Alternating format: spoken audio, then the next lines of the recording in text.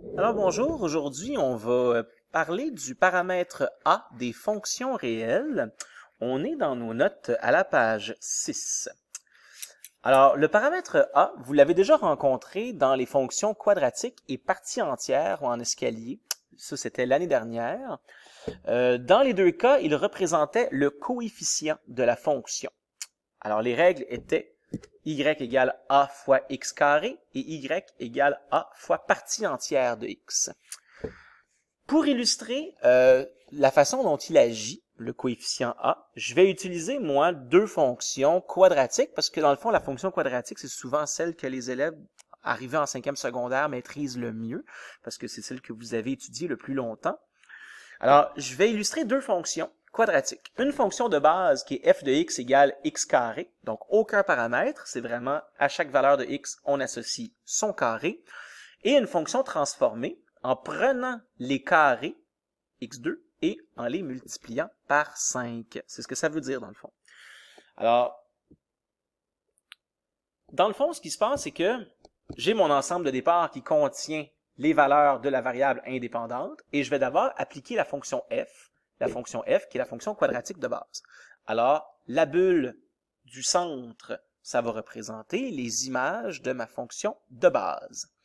Alors, moins 3 a pour image 9, moins 1 a pour image 1, 0 a 0 pour image, 2 a pour image 4, 8 a 68 pour image. Qu'est-ce que je vais répondre là? 64, excusez-moi, ça commence très bien cette capsule. Alors, 64, et finalement 10, 100. Alors, qu'est-ce que c'est que cette bulle-là? Ce sont les images, je vais écrire Y entre parenthèses pour que ce soit vraiment bien clair, les images de la fonction de base.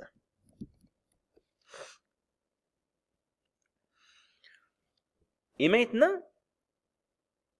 la fonction G, qui est en haut ici, qu'est-ce que c'est? Dans le fond, c'est 5 fois mes carrés. Donc, autrement dit, c'est que je vais prendre les x carrés que j'ai déjà calculés dans ma fonction de base et je vais les quintupler. Puis évidemment, dans la priorité des opérations, on calcule toujours les exposants d'abord et ensuite de ça, on fait les multiplications.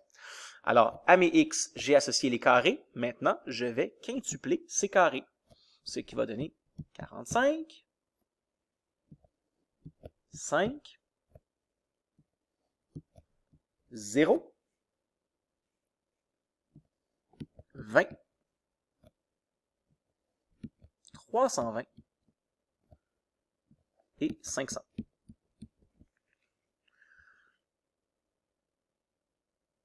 Et ça, qu'est-ce que c'est?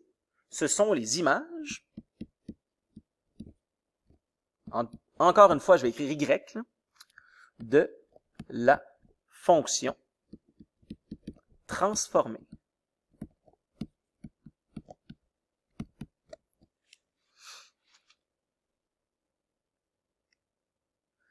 Alors, fondamentalement,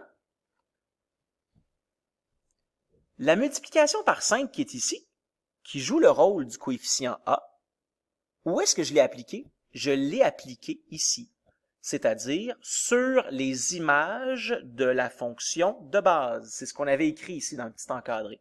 Alors, je prends les images de la fonction de base, les Y, et je les multiplie par 5, qui est la valeur de mon paramètre A.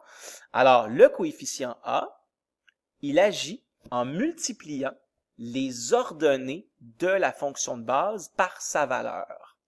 Alors, si maintenant j'avais des couples à donner ici, là, je suis en bas, à partir des ensembles ci-dessus, montrer 3 couples ou nommer 3 couples qui appartiennent à la fonction G, ben j'aurais le couple, par exemple ici, moins 3, 45.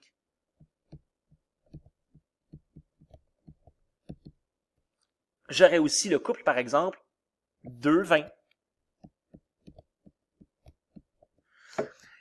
Bon, j'hésite à noter 0, 0 parce qu'il y a comme 3 zéros ici, puis je veux être sûr que c'est comme bien clair qu'est-ce qui est le couple 0, 0, mais effectivement, ce serait le couple d'abscisse 0 qui est ici et d'ordonnée 0 qui est celui-là. OK, alors ce serait le couple 0, 0, ici. Donc, je pourrais carrément le surligner comme ça, là. Alors, l'abscisse, c'est celle-là, et l'ordonnée, c'est celle-là. Je sais pas si c'est clair, enfin, je pense que oui. Alors, graphiquement, qu'est-ce qui se passe? Alors, graphiquement, je vous le montrerai pas avec une fonction quadratique, je vais vous le montrer avec une autre fonction qui est une fonction valeur absolue. Même si on ne l'a pas étudié dans le détail, la fonction valeur absolue, je vous présente la fonction de base. Donc, c'est le graphique qui est ici en pointillé vert. Okay? Ça a l'air d'un V. Pourquoi ça a l'air d'un V? Ben, écoutez, rapidement, comme ça, je pourrais vous l'expliquer simplement en quelques mots. Ben, on prend la valeur absolue des abscisses, puis ça donne nos Y. Alors, la valeur absolue de 0, ça fait bien 0, donc j'ai un point à 0, 0. La valeur absolue de l'abscisse 1, ça donne 1. La valeur absolue de 3, ben, c'est 3, et ainsi de suite. Donc, j'ai des points à 1, 1, 2, 2, 3, 3, 4, 4.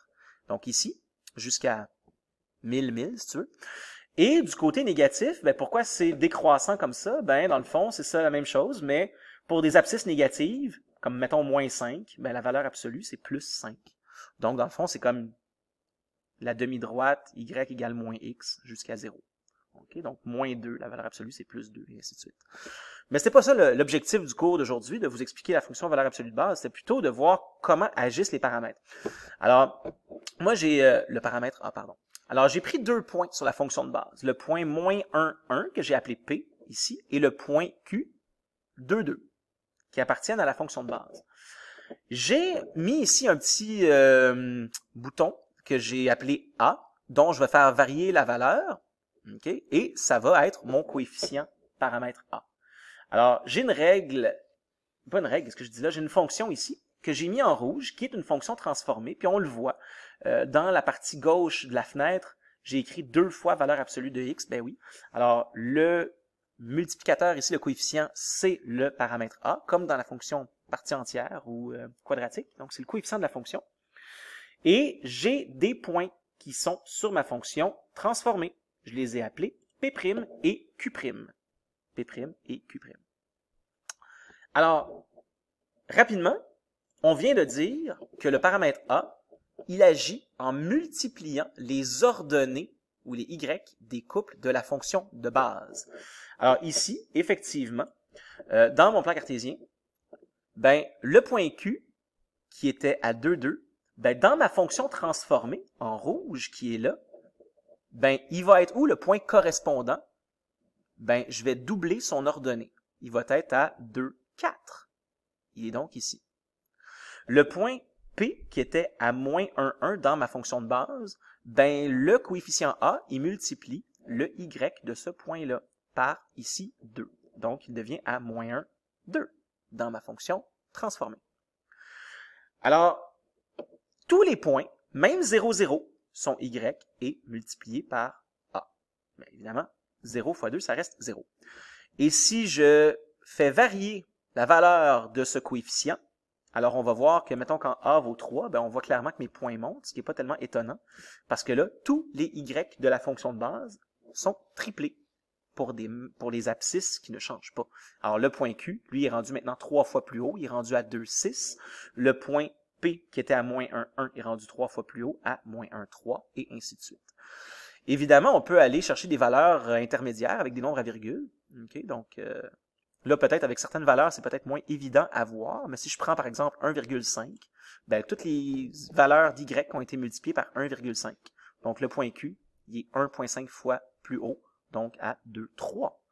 Et le point P, il est à moins 1, 1,5, donc 1,5 fois plus haut. Évidemment, si A vaut 1, c'est inintéressant, okay, parce qu'on multiplie les Y par 1, donc on s'en fout. Et si A était une fraction, par exemple 1 demi, ben, tous les Y des points de la fonction de base sont multipliés par 1 demi. Donc ici, le point Q, son ordonnée, qui était 2, est rendu maintenant à 1. Et le point P', là, on voit un petit peu moins bien ici, je vais tasser ça comme ça. Alors, Le point P qui était à moins 1, 1, on multiplie son y par 1,5. Donc, il est rendu à la hauteur 1,5. Si A vaut 0, ben, tu multiplies tous les y de la fonction de base par 0. Donc, c'est une fonction qui devient confondue à l'axe des abscisses. Donc, c'est pas très intéressant non plus. Et si on multiplie nos ordonnées par un nombre négatif, donc si A devenait négatif, ben là, il y a une symétrie qui s'effectue selon l'axe des abscisses. Parce que toutes les ordonnées sont multipliées par une valeur négative, donc elles changent de signe.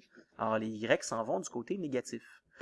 Alors, d'où la symétrie dont vous avez sûrement parlé l'année dernière en secondaire 4. Là, la symétrie, c'est à cause de ça, parce que tu multiplies les y par un nombre négatif. Et évidemment, les effets se combinent, c'est-à-dire l'effet de la symétrie se combine avec l'effet de la multiplication et des étirements. Comme par exemple, si je prenais un A qui valait moins 2, ben oui, le point Q, son ordonnée 2 est multiplié par moins 2, donc j'arrive finalement à moins 4. Et même chose pour le point P, son ordonnée 1 devient moins 2. Alors, les effets de symétrie et d'écrasement et d'étirement vertical se combinent. Okay? Donc, ce n'est pas juste l'un ou l'autre, ça fait les deux. Puis rapidement, je pourrais vous le montrer avec une autre fonction, okay? Qui est une fonction, cette fois-ci, trigonométrique, dont on va parler plus tard dans l'année. Peu importe que ce soit une fonction dont on connaisse la règle ou pas, je vous ai mis en pointillé ici en vert une fonction que moi je vous présente comme étant une fonction de base. Il a fallu que j'adapte un petit peu, là. C'est pas tout à fait une fonction de base, mais pour vous montrer ce que je veux vous montrer, c'est plus facile comme ça. Alors, bref, ceci, en pointillé, je vais la considérer comme étant ma fonction de base, et en rouge, la fonction transformée.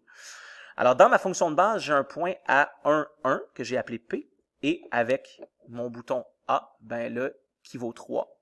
Le même point est rendu 3 fois plus haut. On voit que le coefficient A n'a pas d'incidence sur les zéros d'une fonction. Puis évidemment, c'est tout à fait logique parce que chaque point sur l'axe des x a un y de 0. Alors, si je triple cette valeur-là, ça reste 0. Donc, tous les zéros ne sont pas affectés par la valeur d'un coefficient A. Et les points qui étaient avec des ordonnées négatives, ben, elles subissent également la multiplication par 3. Donc, le point qui était, mettons, ici à 3 moins 1 est rendu à 3 moins 3. Et, bien entendu, on multiplie les ordonnées par la valeur. Alors, si c'est une valeur positive, il n'y a pas de symétrie. Okay? Par contre, si la valeur du coefficient A est un nombre négatif, comme là, on arrive avec une valeur négative, ben là, c'est la même chose. Donc, on a l'effet de symétrie et l'effet d'étirement.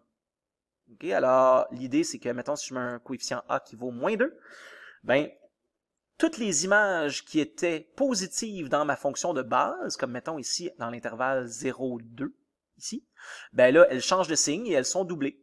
Donc, elles deviennent négatives et 2 fois plus basses. Et dans la fonction de base, là où est-ce que j'avais des images négatives, ben, de multiplier ces images-là par un nombre négatif, ça rend mes images positives. Alors, ça joue la symétrie de tous les points de la courbe de la fonction de base, même quand la fonction de base a un comportement un peu étrange comme ça fait faire les étirements et en plus les symétries de tous les points. Alors voilà, donc c'est ce qu'on va écrire dans nos notes à la page 7, dans le petit encadré qui est là.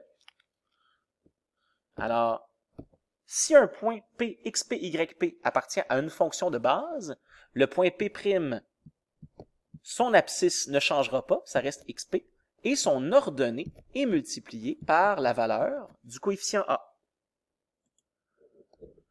Si le coefficient A est un nombre négatif, la courbe subira une symétrie selon l'axe des abscisses.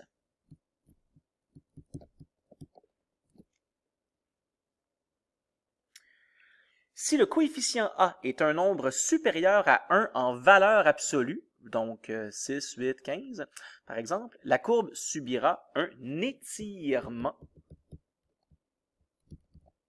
vertical. Si au contraire, le coefficient A est une fraction inférieure à 1 en valeur absolue, par exemple 1/10 ou 2/7, par exemple, la courbe subira un écrasement vertical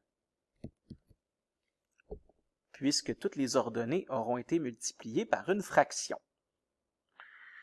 Et finalement, en plus de l'étirement ou de l'écrasement, une symétrie s'applique si le coefficient est négatif.